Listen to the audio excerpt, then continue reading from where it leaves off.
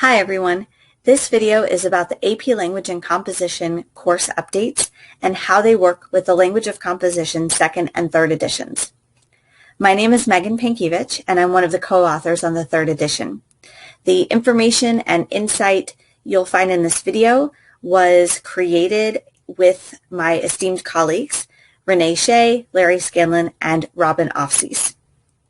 So one of the things to keep in mind, maybe the most important thing to keep in mind when you're reviewing the new framework, is that the course goals remain the same.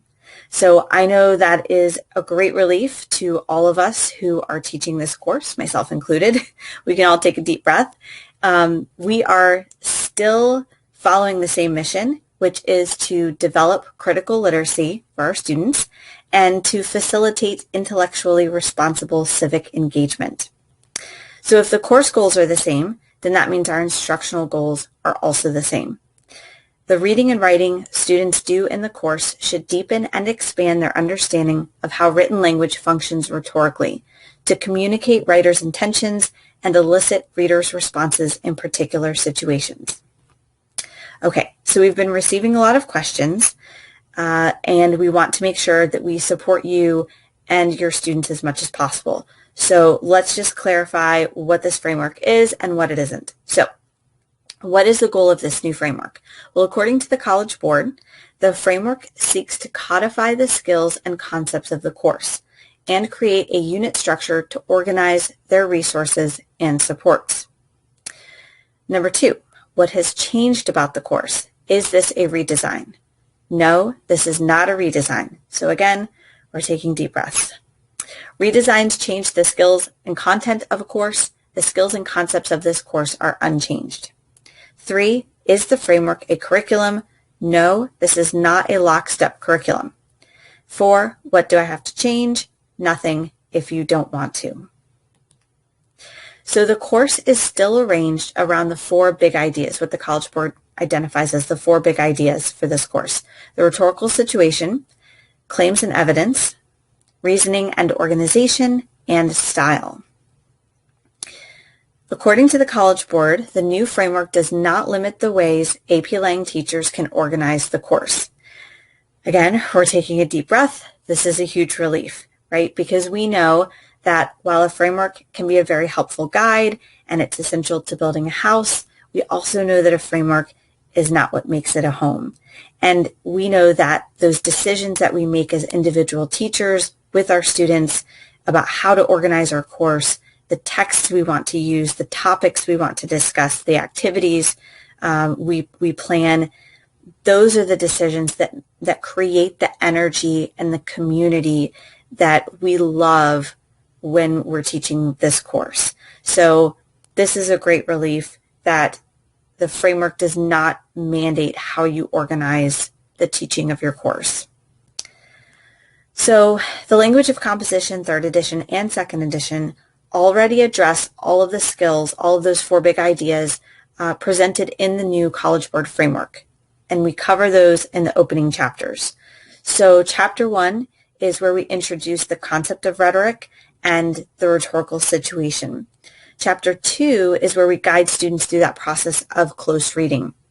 And we're looking at the art and craft of rhetorical analysis. So we're still, of course, talking about the rhetorical situation. We're also adding in claims and evidence. We're looking at style. And in Chapter 3, analyzing arguments, we really get into organization because that's when students are really trying to move from the close reading to writing their own arguments. And then Chapter 4 is about synthesizing sources, how we enter the conversation using information from other sources. So following the 4 opening chapters, we have our thematic chapters.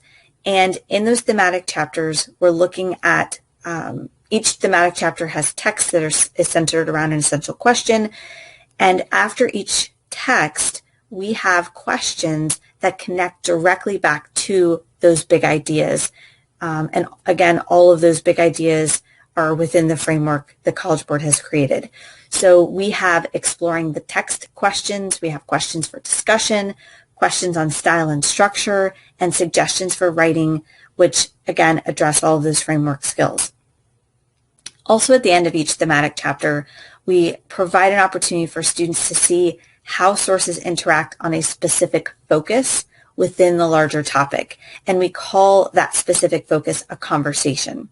So that conversation of text is an even more laser-focused question for students to think about and consider.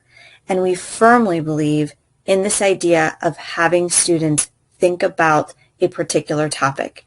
And that's why we've chosen to organize the book as a thematic approach. We don't want to teach students skills just for the sake of teaching skills. We want students to really think critically, to build their background knowledge as well, but to think critically about issues that are important and relevant today. And we think that speaks to the civic engagement piece of this course, which we all love. Yes, we're asking students to build analytical skills. The texts within each thematic chapter are very different from one another, in terms of style and approach and appeal and organization.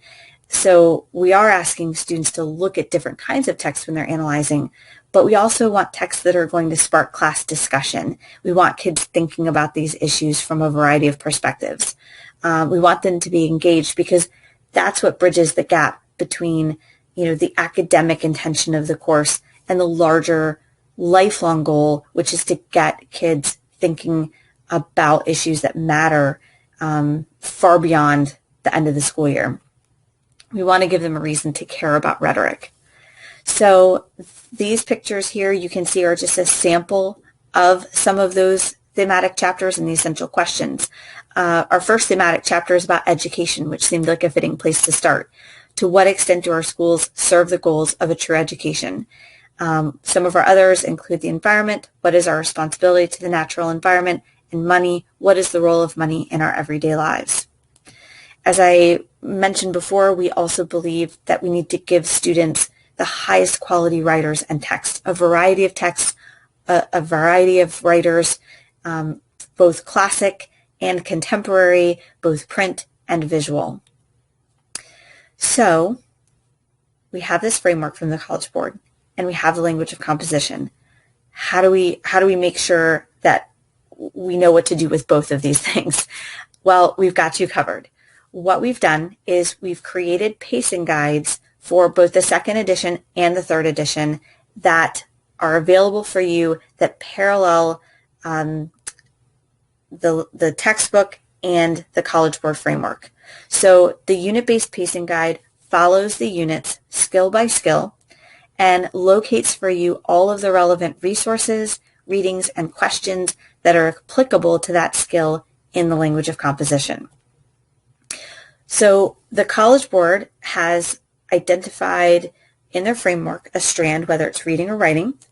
They have a column that identifies a skill, and a column that considers the instructional purpose, and a column that includes pacing recommendations.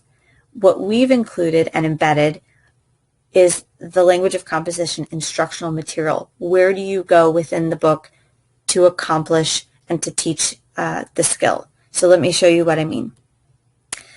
So here's an example of the pacing guide. You've got these elements that are provided by the College Board.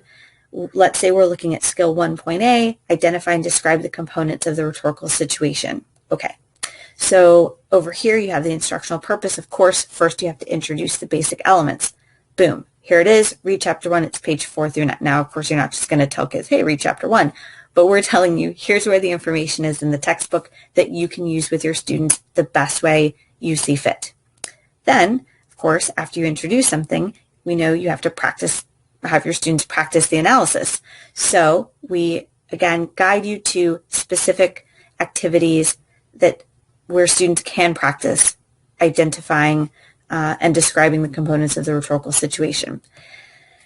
We know that students need to practice more, and so does the College Board. So we're going to deepen the practice of analysis. And again, we're pointing you to all of the specific questions that go along with the readings that already exist in the book, because we know that the questions we ask students are what really help them learn those skills. And so we're helping you identify where we ask those questions so that the framework and the language of composition work together. So one final thing I wanted to mention, the exam itself is changing slightly in the content of the multiple choice questions. So the element that's changing is that on the exam, students will now have 3 passages of what the College Board calls text revision. What that means is students are going to see kind of unpublished, unprofessional writing or non-professional writing that is considered unpublished, and the questions will basically ask students to make the argument stronger. And the questions are meant to really find out whether students understand those elements of argument from a different perspective. You know, can they look at something that is weak and make it stronger?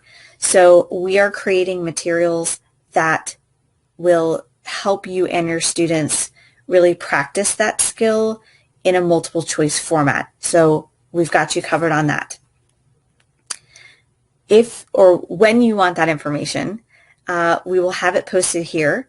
The pacing guide will be posted here. Other updates, other resources we're creating will be posted here on this website. And we want to support you and your students as much as possible. So please feel free to email us and contact us with questions. And in the meantime, we thank you for all of your hard work and we wish you good luck.